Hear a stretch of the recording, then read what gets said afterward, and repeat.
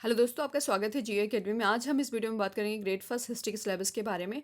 तो सिलेबस देखने से पहले हम परीक्षा योजना के बारे में देखेंगे कि कैसे क्वेश्चंस आते हैं, है ना, कितने पेपर होते हैं। उसके बाद हम सिलेबस देख लेंगे। तो चलो देख लेते हैं, एक मिनट। इसमें क्या होगा, ऑब्जेक्टिव टाइप क्वेश्चंस रहेंगे और ऑनलाइन एग्जाम होगा। एक क्वेश्चन एक नंबर का रहेगा, 2.5 घंटे का समय मिलेगा इस परीक्षा का। परीक्षा तो एक प्रश्न पत्र होगा, मतलब एक ही पेपर होगा, है ना। 150 नंबर का रहेगा, 150 क्वेश्चंस रहेंगे और 2.5 घंटे का समय मिलेगा, इस बात का ध्यान रखना। और एक क्वेश्चन एक नंबर का रहेगा। प्रश्न पत्र में एक ही प्रश्न पत्र होगा, उसमें 2 पार्ट होंगे, part A and part B. Part A जो सभी के लिए अनिवार्य रहेगा, पार्ट बी के अंतर्गत शामिल विषयों में से किसी एक विषय का चयन करना होगा।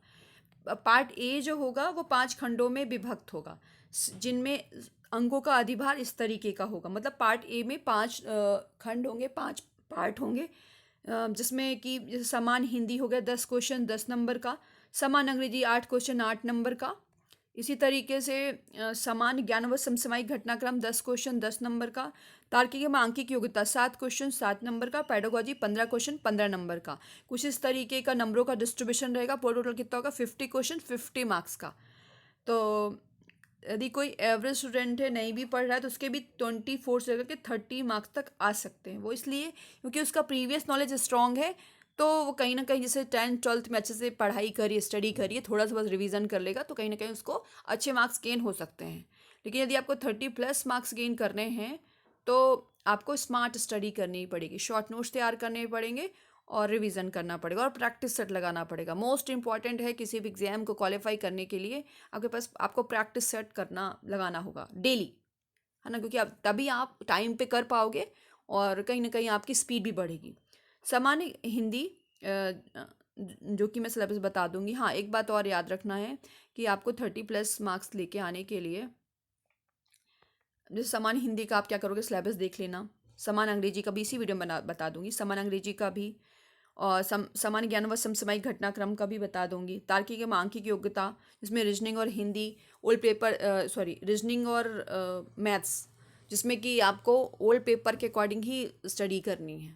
जैसे आपको परसेंटेज देखना पड़ेगा, ठीक है ना, और लाभ हानि देखनी पड़ेगी। और भी ऐसे जो जनरल क्वेश्चंस होते हैं, जिससे कि आपका कॉन्सेप्ट क्लियर रहे और वहाँ क्वेश्चंस मिले तो आपको आ जाए। हूबहू क्वेश्चन कहीं नहीं मिलते, लेकिन बस यही है, यदि आपका कॉन्सेप्ट क्लियर है तो कहीं ना कहीं आपको मार्क्स इसमें मिल सकते हैं। तार्किक एवं आंकिक, तार्किक योग्यता में तो रीजनिंग वाला है। तो रीजनिंग में आप क्या करोगे, सिटिंग अरेंजमेंट हो गया, ब्लड रिलेशन हो गया, इसको आपको आना चाहिए, लेकिन इतना ब्रॉड में नहीं पढ़ना, क्योंकि आपका मेन क्या है, पार्ट बी मेन है ना। और इसमें आपको जनरली जो कॉन्सेप्ट है उनको क्लियर करके बस आपको प्रैक्टिस सेट कर लगाते रहना, जिससे कि आपका जो है कहीं ना कहीं एक स्पीड बनी रहेगी और जो भी डाउट रहेंगे वो तुरंत उसी, जैसे सॉल्व कर रहे हो ना, तो सॉल्व हो जाएंगे और कॉन्सेप्ट भी आपका क्लियर होता जाएगा। और पैडागोजी के लिए एक शॉर्ट नोट्स तैयार करने हैं। यूट्यूब में बहुत सारी वीडियोस हैं, जो भी अकॉर्डिंग टू सिलेबस, उसको देख करके नोट्स तैयार करके और फिर उसके बाद आपको जो है इसका भी आप ओल्ड पेपर, और मतलब कभी भी किसी भी एग्जाम में जो भी टॉपिक दिया गया है पैडागोजी में, तो किसी एग्जाम में पूछे गए हैं, यदि वो एमसीक्यू लगा लोगे तो कहीं ना कहीं आप अच्छा स्कोर कर सकते हो, है ना। और ये चांदी की तरह काम काम करेगा आपका ये पार्ट ए। जिसका पार्ट ए स्ट्रांग है तो कहीं ना कहीं उसको स्कोर अच्छा कर सकता है वो। चलो, तो 50 क्वेश्चन और 50 मार्क्स का। अब हम देख लेते हैं पार्ट बी। इसमें हम क्या देख रहे हैं, पार्ट बी में जो आपका मेन सब्जेक्ट रहेगा, इसमें 100 क्वेश्चंस रहेंगे और 100 मार्क्स का रहेगा। तो क्या है, अभी मैंने सभी सब्जेक्ट के सिलेबस का वीडियो बना दिया है, बस मुझे हिस्ट्री नहीं बना हुआ था, तो हिस्ट्री बना रही हूँ। कहाँ है, एक मिनट, इतिहास, ठीक है ना। देख लिया आपने, इसमें क्या हो गया, देखो 100 अंकों का होगा। इस प्रश्न पत्र में 100 बहुविकल्पी प्रश्न पूछे जाएंगे। प्रश्न पत्र के अंतर्गत 16 विषय है ना, 16 विषय जो दिए गए हैं, अपन को तो भी हिस्ट्री देखना है। चलो, अब इसमें देख लेते हैं विषय वस्तु का स्तर क्या रहेगा, किस तरीके के क्वेश्चन पूछे जा सकते हैं। तो पार्ट ए में सामान्य ज्ञान व समसामयिक घटनाक्रम, तार्किक एवं आंकिक योग्यता, पेडागोजी की विषय वस्तु का स्तर, स्नातक स्तर के छात्र के सम्मानसिक स्तर के समकक्ष होगा।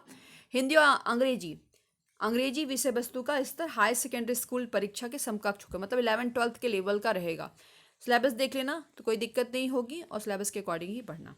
पार्ट बी जो है विषय वस्तु का स्तर स्नातक स्तर का समकक्ष होगा, ठीक है, मतलब जो कठिनाई स्तर रहेगा वो स्नातक स्तर का रहेगा, लेकिन जो सिलेबस रहेगा और प्रश्न पत्र रहेगा मध्य प्रदेश राज्य के 11th-12th के प्रचलित पाठ्यक्रम। अभी तो एनसीईआरटी चल रही 11th-12th उसमें मध्य प्रदेश में, तो वही आपको पढ़ना है, वहीं से आपसे कॉन्सेप्ट क्लियर करने से आप शॉर्ट नोट्स तैयार कर रहे हो, जैसे नोट्स तैयार करो, उसके साइड में एडवांस नोट्स तैयार करना जो यूजी में जो भी टॉपिक इस सिलेबस से मिल रहे हैं। जैसे मान लो आपने कोई टॉपिक आपने लिखा, ठीक है ना, उस टॉपिक 11th-12th से आपने कॉन्सेप्ट क्लियर किया, फिर 12th में भी देखो कि क्या है उससे रिलेटेड उसमें यूजी में, यदि है तो उसको नोट कर लो और आपका एक नोट्स तैयार हो जाएगा। नोट्स क्या है, बहुत ज़रूरी इसलिए क्योंकि रिवीजन में काम आएगा, फिर नहीं भागम दौड़ी करोगे आप, ठीक है ना। अब इसके बाद क्या करते हैं, कहाँ तक पहुँचे थे हम, पाठ्य पुस्तकों की विषय वस्तु पर आधारित हो, पूरा 11th-12th का ही सिलेबस है, ठीक है ना। लेकिन इसका जो कठिनाई स्तर रहेगा वो स्नातक स्तर के समकक्ष होगा। प्रश्न पत्र की अवधारणा, समस्या समाधान, पेडागोजी की समझ पर आधारित होगा, ठीक है। अब हम देख लेते हैं सिलेबस। पार्ट ए का 50 क्वेश्चन और 50 मार्क्स का। चलो सबसे पहले हिंदी देख लेते हैं। जनरल हिंदी, विलोम शब्द, शब्दावली, व्याकरण, समानार्थी शब्द, वाक्यों का अनुवाद, है ना, रिक्त स्थान, त्रुटि का पता लगाना, परिच्छेद, वाक्यांश, मुहावरे और बहुवचन। ये आप ओल्ड पेपर के अकॉर्डिंग तैयारी करना, ठीक है ना। सामान्य अंग्रेजी, general English, verb, tense, wise, subverb, agreement, articles, comprehension, fill in the blanks, adverb, error correction, sentence rearrangement, unseen passage, vocabs and antonyms and synonyms, grammar, idioms and phrases, ये आपको देखना होगा। इसके बाद हम देख लेते हैं सामान्य ज्ञान और समसामयिक घटनाक्रम। इसका बहुत ब्रॉड सिलेबस है, लेकिन आपको चुन चुन करके पढ़ाई करनी होगी, मतलब एक तरह के बोलते हैं सिलेक्टेड करके पढ़ाई करनी है। जैसे आपको समसामयिक मामले, राष्ट्रीय अंतर्राष्ट्रीय महत्व की घटनाएं, ये आपको अभी से ही तैयारी करनी होगी, क्योंकि ये जो एक साथ करंट अफेयर हो जाता है ना, तो फिर दिक्कत हो जाती है। मतलब जो मेन है कि आपको एक साल में नहीं बदलने वाले हैं कुछ करंट, है ना। जैसे करंट में कुछ, जैसे अभी सीजे चेंज हुए, है ना, मतलब चीफ जस्टिस ऑफ इंडिया, वो चेंज हो गए, तो उनको नोट कर लो, क्योंकि वो कहीं ना कहीं जो है कुछ सालों के लिए तो होंगे ही होंगे, ठीक है। तो आपको ये नोट करके तैयार रखना है कि जैसे आपको एक्स्ट्रा वर्डन ना पड़े एग्जाम के टाइम से पहले। तो ये हो गया भारत का इतिहास और भारत के राष्ट्रीय आंदोलन, ये तो आपका ही सब्जेक्ट है, तो आपको कोई आएगा, कोई दिक्कत ही नहीं रहेगी। भारतीय व संसार का भूगोल, भारत का संसार व भौतिक, सामाजिक, आर्थिक भूगोल। इसमें नदियाँ पढ़ लेना, पर्वत पढ़ लेना थोड़ा बहुत, क्योंकि ये 8 या 7 नंबर का है, शायद 10 नंबर का है ना। ऊपर जो मैंने बताया है वो आप देख लेना। उसके बाद भारतीय राजनीतिक शासन तंत्र, संविधान, राजनीतिक तंत्र, पंचायती राज, सार्वजनिक मुद्दे और धाराएं और अधिकार। इसमें क्या क्या पढ़ना है आपको, प्रस्तावना पढ़ना है, कितने पार्ट हैं, है ना, और कितने आर्टिकल्स हैं, और मूल कर्तव्य कौन कौन से हैं, मूल अधिकार कौन कौन से हैं, 42 अमेंडमेंट क्या है, ये सब आप देख लेना। जो जो मतलब जनरली हमेशा क्वेश्चन पूछे जाते हैं, जो हाईलाइटेड रहते हैं, जो आपको पता होना चाहिए, वो आपको पढ़ने से जैसे शिक्षा का अधिकार, है ना, ये सब आपको पता होना चाहिए, कब आया, किस उसमें ऐड हुआ। भारतीय राजनीतिक शासन तंत्र, ये तो हो गया। आर्थिक और सामाजिक विकास, विकास, गरीबी, समावेशन, जनसांख्यिकी। इसमें आपको जनसांख्यिकी में देखना पड़ेगा कि क्या बोलते हैं, कितना कितना क्षेत्रफल है मध्य प्रदेश और इंडिया का, दोनों का। और देख लेना कि क्या बोलते हैं, किसकी जनसंख्या ज़्यादा है, किसका क्षेत्रफल ज़्यादा है, ये सब आप देखना पड़ेगा इसमें, ठीक है ना। इसके बाद हम देखेंगे पर्यावरण पारिस्थितिकीय, पर्यावरण दिवस कब मनाया जाता है, पर्यावरण दिवस की थीम क्या थी इस साल, है ना, और पर्यावरण, ठीक है ना। उसके बाद पारिस्थितिकीय क्या है ना, और किसने दिया, इकोसिस्टम इकोलॉजी क्या है, प्राथमिक उपभोक्ता, द्वितीयक उपभोक्ता, तृतीयक उपभोक्ता, के आपको एग्जाम्पल्स पता होना चाहिए। ऊर्जा का पिरामिड किस तरीके का बनता है, खाद्य पिरामिड किस तरीके का बनता है, ये सब आपको पता होना चाहिए। जैव विविधता डे कब मनाया जाता है, मौसम बदलाव किस तरीके का होता है, सामान्य विज्ञान आधारित सामान्य मुद्दे, भारतीय संस्कृति, राष्ट्रीय अंतर्राष्ट्रीय खेलकूद, मध्य प्रदेश का इतिहास, भूगोल व राजनीतिक। हाँ, मध्य प्रदेश के बारे में आपको सामान्य परिचय होना जरूरी है ना। जैसे पूरा A to Z सामान्य परिचय A to Z आपको पता होना चाहिए। फिर उसके बाद इन डिटेल में आपको पढ़ना, जैसे इतिहास में कुछ राजवंश, कुछ वंश हो गए जैसे, है ना, और फिर उसके बाद कुछ 1897 क्रांति में जितने लोगों ने आंदोलन में भाग लिया उनको देख लेना आप लोग। और उसके बाद स्टेडियम देख लेना, मतलब जो मध्य प्रदेश से रिलेटेड हैं कि नहीं इससे क्वेश्चन पूछे जा सकते हैं, तो उनको आप अच्छे तरीके से शॉर्ट नोट्स तैयार करके पढ़ना है। मैं बुक्स बता दूंगी, डोंट वरी, ये इंग्लिश मीडियम बच्चों के लिए है, देख लो आप लोग। चलो ठीक है ना। अब हम देखेंगे तार्किक एवं आंकिक योग्यता। 1 मिनट आप लोगों ने अच्छे से देखा नहीं होगा, फिर आप लोग कंप्लेन करते हो कि मैम जल्दी जल्दी स्क्रॉल होता जाता है और दिखता नहीं है हमें, तो ये देख लो, ठीक है ना। अब इसके बाद हम देखेंगे तार्किक एवं आंकिक योग्यता, रीजनिंग एंड न्यूमेरिकल एबिलिटीज। इसमें मैथ्स और इंग्लिश मैथ्स और रीजनिंग रहेगी। तार्किक योग्यता और समान मानसिक विश्लेषणात्मक योग्यता, शाब्दिक एवं तार्किक तर्कयुक्त रीजनिंग, संबंध, पदानुक्रम, एनालॉजी, दावा, सत्य कथन, कोडिंग, डिकोडिंग, स्थिति जन तर्क, श्रृंखला व पैटर्न जिसमें शब्द और वर्ण शामिल हों, ये सब आपको देखना होगा। उसके बाद आंकिक योग्यता 2 एवं 3 आयामी वेन आरेख आधारित प्रश्न, संख्या पैटर्न, श्रृंखला अनुक्रम, संख्याओं संबंधी आधारभूत ज्ञान, संख्या उनके संबंध, परिणाम का क्रम, अंक गणितीय अभिवृत्ति, आंकड़ों की व्याख्या, आलेख, ग्राफ, तालिका, आंकड़ों की पर्याप्तता आदि, विभिन्न संदर्भ में दिशा ज्ञान, विश्लेषण व व्याख्या, ये सब आपको देखना होगा एनी हाउ। और एक बात और का ध्यान रखना, इसमें आप अच्छे पूरे पूरे नंबर ला सकते हो, बस कॉन्सेप्ट क्लियर हो। और वहाँ पे आपसे मतलब यही है, कॉन्सेप्ट क्लियर रहेगा तो ऑलरेडी कहीं ना कहीं आपसे आ ही जाएगा, क्वेश्चंस आपको नंबर मिल ही जाएंगे। इसलिए आप अच्छे से तैयार रखना। ये इंग्लिश मीडियम वालों के लिए है, देख लो आप लोग, ठीक है। इसके बाद न्यूमेरिकल एबिलिटीज़ ये हो गया। अब हम पैडागॉजी की बात कर लेते हैं, ठीक है ना। पैडागॉजी में पैडागॉजी संबंधी मुद्दे, इसमें शॉर्ट नोट्स तैयार करने, यूट्यूब में बहुत सारी वीडियोस हैं, वहाँ से आप जा करके शॉर्ट नोट्स तैयार करो। और है ना, जो जो क्वेश्चन कभी एग्जाम में पूछे गए हों, जो भी इसमें टॉपिक्स हैं, उस टॉपिक से रिलेटेड कोई क्वेश्चन पूछे गए हों तो आप ज़रूर उसको नोट करें या कि फिर MCQ लगाएं उसका। तो वही, क्योंकि कहीं से आपको वो ऐसे करके नहीं पूछेंगे कि जो है बनाएंगे खुद से, वो आपको जो है हूबहू कहीं ना कहीं से कॉपी पेस्ट करेंगे ही करेंगे। पाठ्यचर्या अर्थ, है ना, उसका सिद्धांत क्या है, पाठ्यचर्या संगठन के प्रकार क्या है, दृष्टिकोण, तो दृष्टिकोण देखना होगा। योजना में अनुदेशन योजना, वार्षिक योजना, इकाई योजना, पाठ योजना, ये सब आपको देखना होगा। अनुदेशन सामग्री व संसाधन, पाठ्य पुस्तकें, अभ्यास पुस्तकें, पूरक सामग्री, दृश्य श्रव्य सहायक सामग्री, प्रयोगशाला, पुस्तकालय, क्लब, जैसे है ना, इसमें देखो पूरक सामग्री में क्या देखना है, दृश्य श्रव्य सहायक सामग्री, प्रयोगशाला, पुस्तकालय, क्लब, संग्रहालय, संग्रहालय में समुदाय, सूचना व संप्रेषण तकनीकी। मूल्यांकन के प्रकार, कितने मूल्यांकन के प्रकार होते, उपकरण क्या है, अच्छे टेस्ट की विशेषताएं क्या हैं। उसके बाद 1 मिनट, ठीक है, सतत में समग्र मूल्यांकन, शैक्षिक उपलब्धि, परीक्षण का विश्लेषण व व्याख्या, सब आपको देखना होगा। उसके बाद आपको देखना होगा समावेशी शिक्षा, विविधता को समझना, अवधारणा के प्रकार, विविधता के आयाम के रूप में दिव्यांगता, इनके सारे आपको नोट्स मतलब वीडियोस मिल जाएंगे यूट्यूब पे।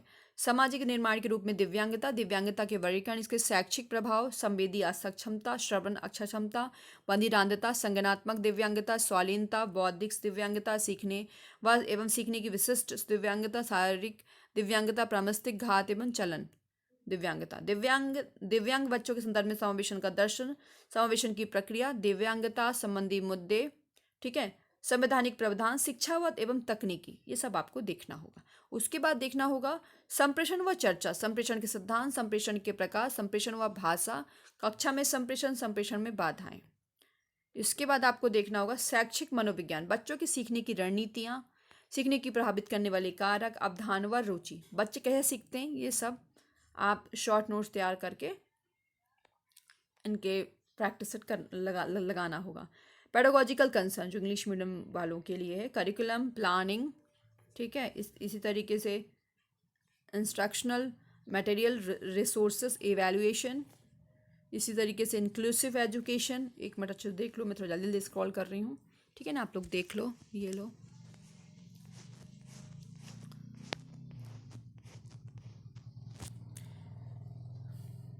इंक्लूसिव एजुकेशन हो गया, कम्युनिकेशन एंड इंटरेक्शन, ठीक है ना। फिर उसके बाद एजुकेशनल साइकोलॉजी। अब हम देखेंगे जो आपका मेन सब्जेक्ट है, 100 क्वेश्चन और 100 मार्क्स का, ठीक है। मैं धीरे धीरे करके स्क्रॉल करती जाऊंगी और आप लोग देखते जाएं। देखिए, हम इतिहास में ये सिलेबस पूरा 11th-12th का ही सिलेबस है।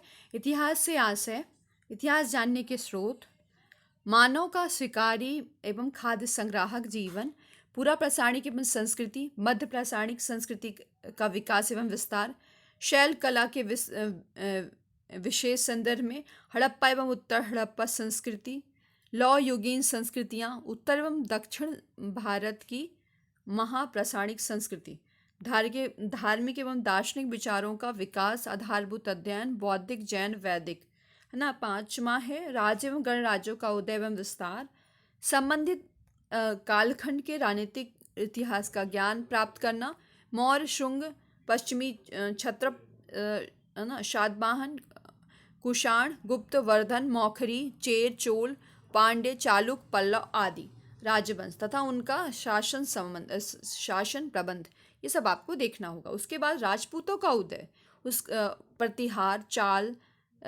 पाल, चंदेल, राष्ट्रकूट, परमार, कलचूरी, चौहान, है ना, गहड़वाल, मुस्लिम आक्रमण। मतलब आपको एंशियंट हिस्ट्री भी देखना है, मेडिवल हिस्ट्री भी देखना है और मॉडर्न हिस्ट्री देखना है। अभी हम किस में हैं?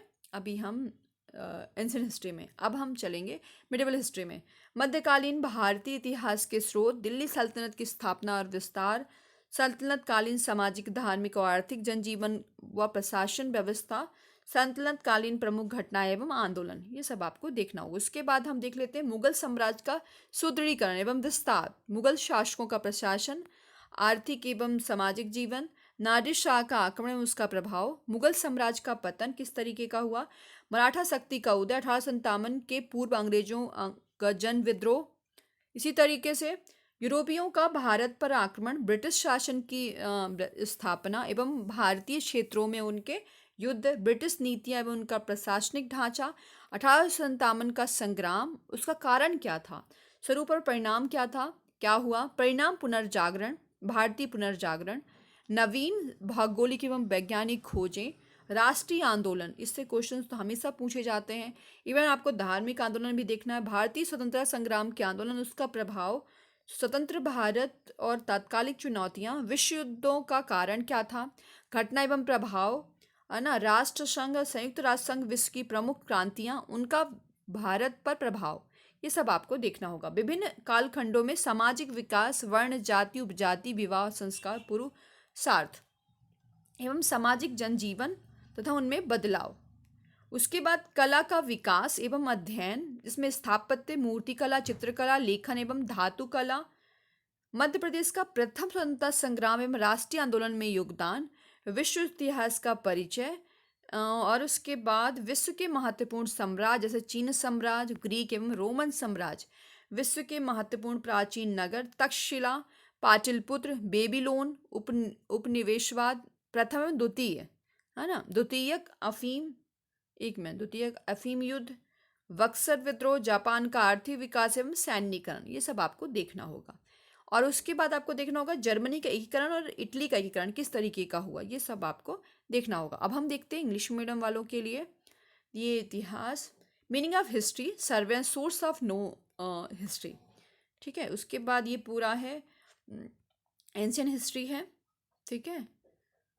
ये यहाँ तक ये पढ़ते जाओ और लगाते जाओ, क्योंकि वीडियो ज़्यादा लेंदी नहीं बनाना चाहती हूँ इस वजह से। चलो इतना हो गया, 1 मिनट अच्छे से देख लो, ठीक है। ये लो, यहाँ तक आपने देख लिया। इसके बाद हम देखेंगे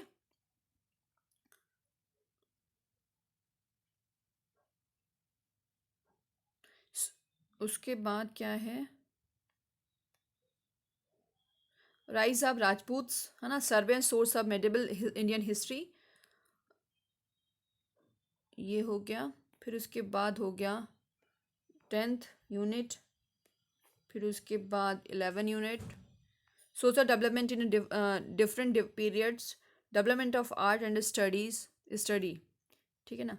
उसके बाद unification of Germany and unification of Italy, ठीक है। इतना ही आपके है सिलेबस में। वैसे देखना में बहुत छोटा लग रहा है, लेकिन जब आप मतलब आप पढ़ोगे ना डीपली तब आपको समझ में आएगा, बहुत लेंदी है, ठीक है। ऑल द बेस्ट सभी को।